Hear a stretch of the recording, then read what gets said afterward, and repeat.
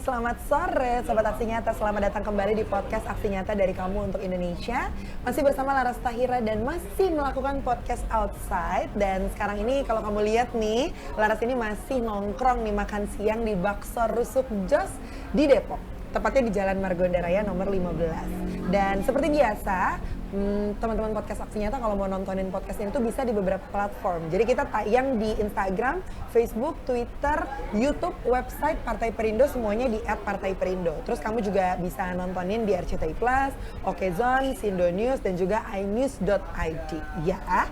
Dan untuk tema kita sore hari ini spesial buat kamu yang suka atau senang menjalin relasi, berarti artinya pekerjaan menjadi account executive itu yang paling cocok gitu buat kamu ya. Adalah pilihan karir yang tepat, Sobat Podcast Aksi Nyata. Nah, untuk membahas hal tersebut, jadi sekarang ini Laras sudah bersama dengan seorang senior account executive. Sudah ada Faisal Hidayat di sini, atau biasa disapa Ical. Ical ya.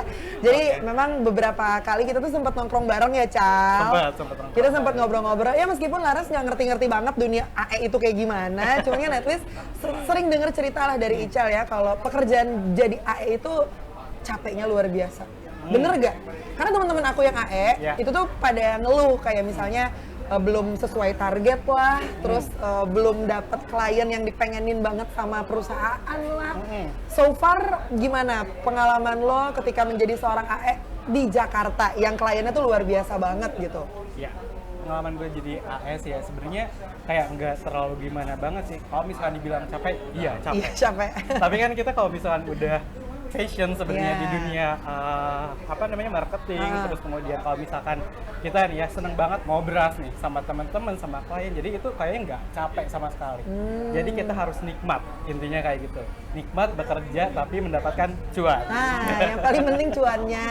Sebenarnya itu sih. AE sama marketing tuh sama gak? Beda. Jadi kalau misalkan kita di dunia marketing itu sebenarnya kebagi dari beberapa divisi. Jadi misalkan di dunia marketing itu ada business development, ada marketing strategy, kemudian ada sales, ada juga AE. Jadi emang itu different. Oh, beda nge-handle kliennya atau gimana? Betul. Secara job desk-nya sih. Jadi job desk. Betul. Okay. Jadi kalau misalkan banyak orang nih ya sebenarnya yang mikir gitu kalau misalkan AE itu kayak sales. Iya. Tapi itu totally different. Oh gitu. Menurut saya. Sepengetahuan gue tuh kayak AE, sales ya udah sama-sama aja gitu. Beda. Oh beda. Jadi kalau misalkan AE, marketing sama sales itu different ya. Kalau marketing sih lebih ke strateginya kayak gimana, penjualannya mau dibawa kayak gimana. Kalau sales itu lebih ke jualan. Pasarnya palu gada. Oh. Iya. Kalau misalkan sales udah tok, halo gitu iya, kan. Itu segala macam ilmu tuh langsung keluar gitu ya biasanya. Nah baru deh dilempar ke kita SAE. Oh jadi kalian tuh kayak eksekutornya? Betul, lebih ke kayak maintain relationship. Oh baik. Supaya tetap klien kita di tangan perusahaan. Bener. Gitu. Kalau misalnya AE tapi dia introvert gimana? Itu dia. Sebenarnya aku ini orangnya introvert. Masa sih? Iya. Tapi gak nyangka kan? Iya. Tuntutan pekerjaan. Tapi ini nggak berat nggak ngejalaninnya? Enggak. Sebenarnya seiring jalannya waktu ya. Jadi emang kayak sebenarnya asik kalau misalkan ngobrol sama klien terkait dengan kebutuhannya kayak gimana. Cuman kan beda ya, orang introvert itu ada introvert yang kayak gimana banget gitu. Tapi aku tipe orang introvert yang emang masih bisa gerak. Emang capek sih ya ketemu sama orang. Misalkan ketemu sama 20 orang, 15 orang. Aduh capek banget lagi. Jadi kayak aku tuh bisa kuota di dalam sehari itu maksimal ketemu 10 orang. Ya jangan 10 orang, ketemu sama 3 orang terus mood kita lagi nggak baik aja tuh udah males banget kan sebenarnya. Bener, tapi kan tuntutan. Di dunia profesional kan kita harus mengerjakan semuanya dengan perfect. Betul, gitu ya. dengan tulus dan ikhlas gitu, lebih tepatnya itu sih ya. Tapi kan tadi kamu menyebutkan passion lah, dan jadi mau apapun itu kondisinya, ya tetap harus diterobos gitu istilahnya gitu kan. Tapi boleh diceritain dulu nggak dari awal mula kamu tuh sekolahnya, maksudnya ngambil jurusan apa pas kuliah, especially gitu ya. Terus tiba-tiba kepikiran untuk kerja jadi seorang AE, itu gimana ceritanya coba? Ini sebenarnya nggak diduga sama sekali, karena nggak cita-citanya. Waktu itu cita-citanya apa? Tahu nggak sih, aku pengennya ke oil and gas. Oh baik. Gimana? Agak lebih berat gak sih itu? Berat banget, karena gini ya, dulu aku sampai kuliah tuh ambil chemical engineering. Ya Allah. Totally different sama dunia marketing. Boleh yang santai aja gak kuliahnya? Ya karena kan dulu kayak, oh aku suka chemical nih gitu kan. Jadi maybe kayak oil and gas Ilmuwan gitu kan? Iya, scientist oke banget. Scientist. Tapi udah menjalani semuanya itu kayaknya nggak fit ya sama aku punya kayak lifestyle gitu kan. Terus pengennya ketemu orangnya itu meskipun aku introvert gitu ya, ketemu orangnya itu yang seru-seru, nggak kayak selalu yang Serius, senior, yang ya. serius. Kadang-kadang kan kalau misalkan kita di dunia industri kaku banget. Iya, betul. Aku Setuju, banget. setuju. Nah, ketika aku tahu ada marketing, pindah ke dunia kreatif itu kayak oh my god, this is new world gitu kan, to the next level of me gitu. Jadi seru jadi akhirnya sekarang jadi nggak berasa. Oh gitu. Udah berapa tahun menjalani pekerjaan ini? Sekitar hampir 5 tahun. Hampir 5 tahun. Obstacle-nya apa tuh? Hambatan-hambatan yang udah pernah dijalanin, apa yang paling berat di 5 tahun ini yang pernah kamu rasain? Karena sebagai AE itu kan part of sales sebenarnya. Iya. Paling berat ya target ya. Mohon maaf. Target, baik. Sama beban kehidupan. Beban kehidupan ya, itu semua orang ya. Iya. Terus sebenarnya target juga kalau misalkan kita ada harus achieve lah ya. Jadi sebenarnya kan tugas AE yang utama adalah maintain klien. Iya. Tapi di beberapa perusahaan gitu kayak tugasnya itu kan tergantung kebijakan ya. Jadi emang ada AE yang dibebankan untuk achieve target juga. Oke. Jadi itu nggak mustahil gitu ya, mereka harus achieve target. Itu pun menjadi part of. Tapi tanggung jawab terbesarnya apa? Untuk maintain. Itu ya? Betul. Itu tuh ada trik khususnya nggak sih? Oh, jelas. Atau itu, ada, baik. Karena tadinya kan aku mau nanya, biasanya ada kayak trik secara as in general gitu, sebagai tim dari AE, atau setiap orang tuh punya karakter-karakter sendiri? Dari karakter sebetulnya. Jadi sebenarnya kita harus lebih, ini kan sebagai AE tuh harus punya skill yang namanya komunikasi. Ya, wah aku bisa banget jadi AE mah. Bisa dong, percaya lah ya. Nggak segampang itu ternyata ya. Ya, jadi yang perlu ditingkatkan dan perlu dipunyai adalah skill untuk komunikasi, public speaking, dan juga karakter. Karena kan untuk membuat orang nyaman, percaya. Iya kan, itu susah kan. Punya beberapa trik sendiri. Kayak misalkan aku ketemu sama orang baru nih, gimana nih cara dia bikin nyaman. Yang paling penting adalah perhatian, attitude, itu yang paling penting. Berarti kalau kita ketemu sama klien, kita pijitin, ya kan? Kita potongin kukunya gitu ya. Perhatian kan? Salon kayaknya ya Bu ya? AE salon. Oke. Gitu. Iya. Jadi sesuai karakter gitu ya. Betul.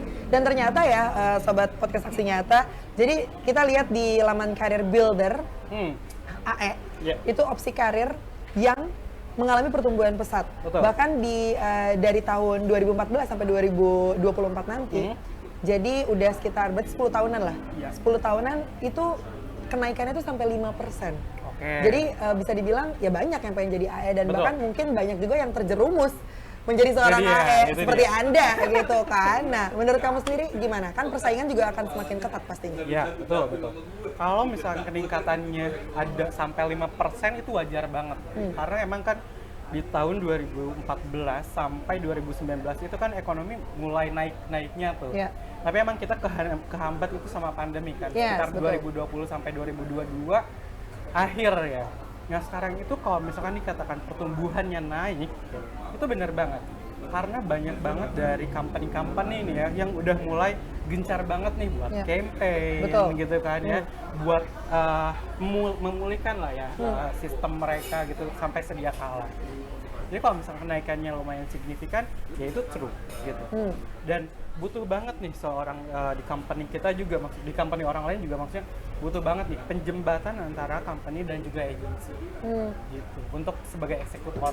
Tapi untuk persaingannya gimana menurut kamu? Pasti lebih ketat karena kan sekarang secara dari sisi sumber daya manusia ya, anak-anak sekarang tuh pinter-pinter banget pinter-pinter dan mereka tuh terutama Gen Z ya? Yes, betul. Karena mereka tuh dari sisi sekarang aja kayak udah banyak, gak usah repot-repot lah ya, anak-anak Gen Z ini kan lebih melek soal social media, lebih melek soal internet, teknologi, jadi itu sangat membantu mereka sebetulnya. Jadi itu bisa jadi kelebihan ya? Kelebihan banget. Jadi kelebihan banget. Asal memang orangnya ulet ya. mau belajar, Iya. lain-lain. Kebetulan sih kalau teman-teman aku ya, teman-teman aku yang masih Gen Z gitu, Ya. mereka sih selalu ngerasa mereka yang paling benar sih. Teman-teman aku, nggak semuanya. Teman-teman kamu ya, Iya, nggak kayak sepenuhnya kalau dia benar. menyampaikan pendapat itu ya udah strict itu nggak boleh diganggu gitu biasanya Oke. gitu. Gimana kalau dengan sifat seperti itu kerja di dunia account eksekutif? Yang kayak enggak, kerjaan aku udah paling bener, diem semuanya diem, aku mau kerja. Itu gimana? Enggak. Itu sebenarnya ego dari masing-masing itu kalau misalnya kita kerja di wilayah profesional itu harus disingkirkan. Tapi emang untuk mempertahankan satu ego, maksudnya bukan ego sih, lebih mempertahankan suatu opinion itu perlu. Karena kita tetap harus punya prinsip. Betul, karena kita as a marketing gitu kan ya, gue mau masukin harga gue nih supaya goal gitu kan. Gimana caranya harga gue nggak dibantah? Sebenarnya kayak gitu. Itu poin positifnya. Tapi kalau misalkan orangnya batu ya gimana? batu. Ya kadang-kadang kan orang ada salahnya, ada kurangnya, ada betulnya gitu kan ya. Ya sebenarnya lebih banyak harus dievaluasi. Cuman sebagai untuk keperluannya untuk mempertahankan opinion itu perlu. Berarti intinya memang harus menahan ego. Betul. Gitu ya. Jangan, ya batu boleh karena berarti punya prinsip gitu ya. Betul. Dan bisa dibawa kemanapun itu prinsipnya. Cuman kalau masuknya ke dunia profesional ya memang harus bisa kolaborasi Blending juga lah dan ya, blending juga iya. sama sekitarnya gitu ya kan. Sejauh ini Cel, request klien mana yang lebih berat dijalanin? Request klien atau request dari perusahaan? Yang lebih berat adalah Yang harus request dari dijalanin. klien. Request klien? Ya karena klien itu macem-macem loh. Gila Apa loh. ceritain dong yang paling repot yang pernah kamu Mohon maaf. jalanin. Coba. Jadi emang klien kan macam-macam ya. Dari mulai kadang-kadang kalau perusahaan kan terima jadi Iya istilahnya dong, ya. Tapi kalau misalnya klien tuh kadang-kadang ini termasuk gila banget ya. Kita ada kebutuhan kayak besok mau up, tapi baru di brief malam. Harusnya kebutuhannya itu persiapannya berapa lama? Harusnya seminggu. Tapi H-1. Terus gimana? Ya. Nggak tidur dong. Iya jelas. Nah itu dia sebetulnya kekuatan untuk problem solving juga skill itu yang harus diperlukan sebagai AE karena kan di lapangan gitu kan dan kita yang sering banget ketemu sama klien problem solving itu sangat dibutuhkan. Kayak relasi juga harus jangkauannya harus luas. Kayak misalkan malam-malam, gue harus gedor pintu siapa nih yang bisa tolongin gue gitu kan ya. Ada ternyata kalau misalkan relasinya kuat. Gitu. Jadi ada aja sih yang bisa bantu. Ada jadi makanya itulah fungsinya tim ya. Betul. Jadi setiap AE juga yang tadi di awal bilang, kamu bilang karakter harus punya gitu. Betul. Jadi satu tim itu lengkap segala sesuatu ada di situ gitu ya. Nah, kalau tadi kan ngomongin skill ya. Tadi kan ngomongin soal public speaking harus jago lah gitu. Dia nggak jago lah, ya, bisa lah gitu public speaking. Komunikasi yang baik, menjalin relasi bersama klien-klien dan juga teman-teman di sekitar gitu ya. Tapi kalau skill, maksudnya ini mungkin kan penonton kita Gen Z dan juga millennials ya, yang pasti masih di kuliah juga, masih bahkan mungkin masih SMA gitu. Skill as in di akademik yang harus dipunya kalau pengen terjun menjadi seorang AE itu apa sih? Komunikasi. Oh, PR. Iya. PR komunikasi. Iya, ya kan? ilkom lah ya, ilmu komunikasi. Ilmu Jadi komunikasi. kalau misalkan teman-teman ya, para Gen Z di sini, misalkan mau nih, aku pengen kerja di bidang marketing atau enggak lebih ke sosial. Itu kadang-kadang ya aku juga dulu banget jurusannya IPA. Iya, tadi aku udah dengar chemical. Ada chemical dan kimia. IPA. Coba dia suka belajar kimia, sementara gue lebih suka belajar sastra Inggris. Dia bisa-bisanya kimia, coba. Baik. Gitu kan. Jadi kalau misalkan ternyata tertarik gitu ya udah gitu. Banting setir nggak masalah. Nggak masalah ya. Karena selagi kita bisa berkembang gitu kan ya di bidang ilmu komunikasi itu kan banyak cabangnya juga Iya. Kayak misalkan ada broadcasting juga gitu kan. Itu seru kok kalau misalkan kita dalemin. Yang bikin tim Gen Z ini atau anak-anak Gen Z ini yang ada kebingungan adalah mereka tuh belum tahu sebetulnya. Lapangannya gimana? Lapangannya kayak gimana? Terus kerjaan apa yang bakal suitable sama mereka? Benar. Jadi harus perlu dipahamin dulu nih mereka pengen kedepannya pengen jadi apa. Ya. Baru dari sana kita tarik mundur, gitu. jangan kita majuin dulu, oh karena gue IPA ya udah menjurus aja gitu dengan gue punya major. Enggak kayak gitu kok. Tapi tepatnya kamu pengen apa, kalau misalkan marketing sama sosial, coba lah gali itu tuh sebenarnya connectingnya kemana, ilmunya kemana gitu. Ini ilmu nih, tips gitu juga loh, buat tips and trick gitu Iya, ya tips and sama trick teman-teman buat semua. milenial dan juga Gen Z gitu ya, yang mau melangkah menjadi seorang apapun itu ya, nggak cuma AE ya. Betul. Jadi bisa dilihat potensi tuh ada di mana-mana sebenarnya, asalkan mau. Gitu. Asalkan mau, dan juga harus paham sih apa yang dipengen gitu.